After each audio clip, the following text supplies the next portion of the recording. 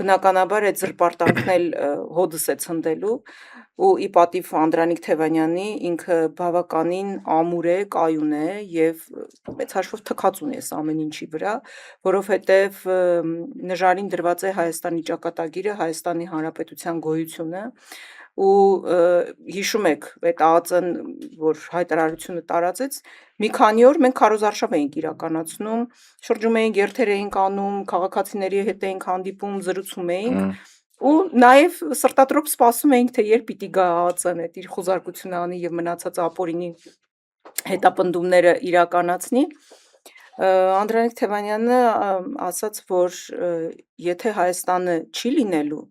իմ համար մեկ է, թե ես որտեղ եմ լինելու, կլինեմ քրեակատարողական հիմնարկում, թե մեկ այլ տեղ, որովհետև երբ դու կորցնում ես քո հայրենիքը, արժեզրկվում է